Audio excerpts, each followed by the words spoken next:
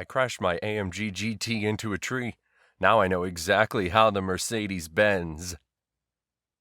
Bending Mercedes in half is some Valtteri Bottas and George Russell shenanigans.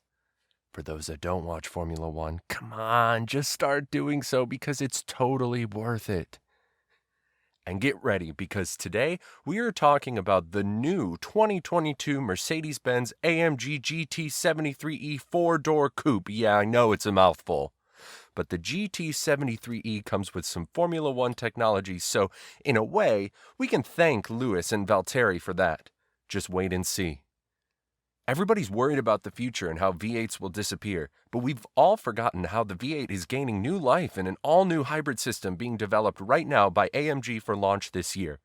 And it could be that everything that AMG has done with these V8s can make them even more exciting.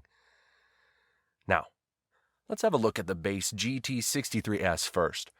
This is an extremely powerful car as it stands, but the 635 brake horsepower, 0 to 60 in 3.2 seconds, a whole load of torque, and it is the fastest 4-seat production car in the world on the Nürburgring, being just a tad bit faster than the newly released Porsche Panamera Turbo S. Porsche can't keep up with the Merc, kind of like Ferrari can't keep up with Lewis Hamilton. The GT63S is a hell of a car, actually is my dream daily driver. But this will be a hybrid AMG and completely smashes that out of the water. With system power up to 800 brake horsepower, well over 1,000 Newton meters of torque, and a 0 to 60 of under 3 seconds, in a car that weighs more than 2 freaking tons! Of course, the engineers really did their magic to make that happen. And let's start on with the deep dive. We're going to start actually on the rear with the electric motor. Now, in most performance hybrid systems, the electric motor would sit in between the combustion engine and the transmission. But of course, AMG knows better than that. They've instead put it on the rear axle, and they refer to it as an electric drive unit. Definitely nothing like a Prius, with a name like just for the electric motor. And it is a very clever piece of engineering, because it features 3 of the most important components in the system. First is the electric motor, which is permanently excited as you would find in a high-level electric vehicle like a GT e-tron, for example, but unlike something like a Tesla, which uses a much simpler version of this technology. Tesla is lacking. We need Elon Musk to stop tweeting random things and start making cars. Or start delivering the old ones, like the Tesla Roadster. The GT73E electric drivetrain, you have a 2-speed transmission, which again is just like in a high-level EV, like a Taycan or GT e-tron. The first gear handles everything up to about 140 kilometers an hour, and then the second gear will take over. And then this is done completely discernibly to the driver. It's like having a goblin changing the gears for you. You won't even notice it. And finally, you've got your much more familiar limited slip differential, all of that housed in that single EDU unit. And instead of being in the front, adding weight to the front, we've got it on the rear axle. In this setup, the electric motor is that much more efficient because it's totally independent to the transmission. Strong, independent electric motor, you might say. Now, in terms of power delivery, 4MATIC Plus system is able to pull power from either the combustion or electric to any wheel at once, in any amount at once. So it's, again, a very clever system. The other thing that's possible now is a full EV mode in a V8 AMG. How crazy is that? It's one of the driving modes that you get just before comfort mode, and full EV mode gives you up to 130 kilometers an hour in terms of speed. That's the best mode to not wake up your neighbors because of your straight-piped 800 horsepower V8 AMG. You just go and nothing. The perfect daily. We come on to the Amg Performance Battery. This was developed again in-house, but this time along with AMG's Formula One team in the UK, or as it's called, High Performance Powertrains in Brixworth. Everything that was developed, for example, for the AMG Project One was developed by this team. I bet they can make smart cars go really freaking fast. Oh, I would love to see that. So, we have a 400-volt system with 560 cells, just above the EDU unit, and this AMG Performance Battery will give additional power to the combustion engine of 93 horsepower, or, for 10 seconds, only a peak power of 200 additional brake horsepower and 320 Newton meters, which is crazy! They only achieve this, not because of your Goblin changing gears cooling the batteries, but by doing nothing like the other manufacturers.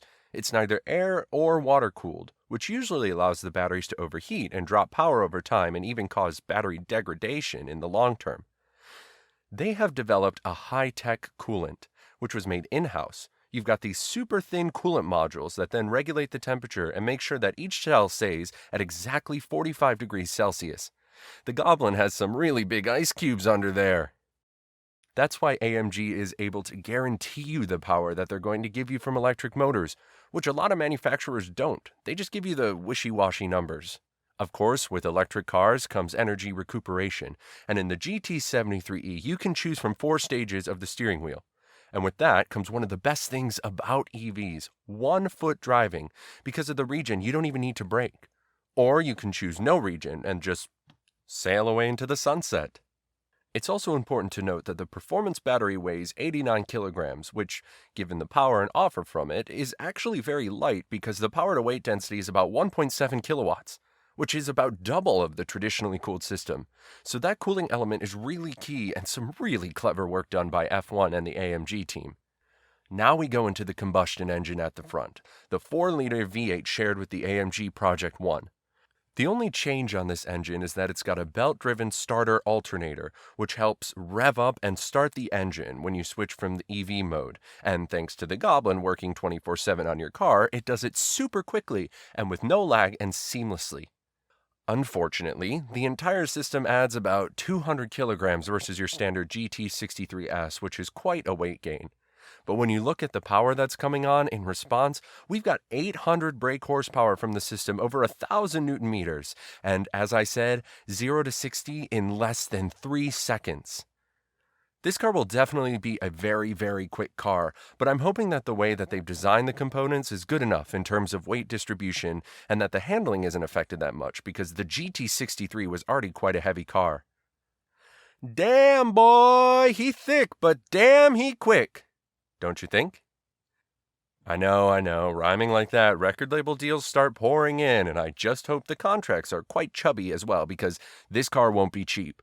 Because we can expect a price tag of at least $200,000.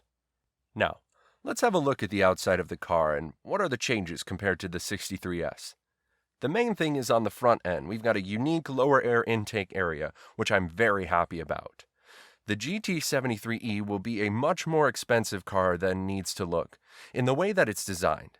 So we've got some interesting designs on the front air intake.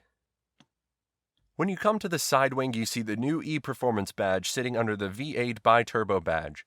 It's a nice way of doing it rather than putting some silly blue description logo to do with electric vehicles. You know, something like a Prius or a Nissan Leaf. And AMG is definitely that. It's performance and power. And then the final thing is around the rear, where you can see you have a charging port on the rear side. The position of this is really weird. Probably the other space is used for the Goblin to have space and move around in the car. This is the start of AMG performance vehicles that include hybrids and, in their near future, fully electric performance machines. Probably the real Tesla killers.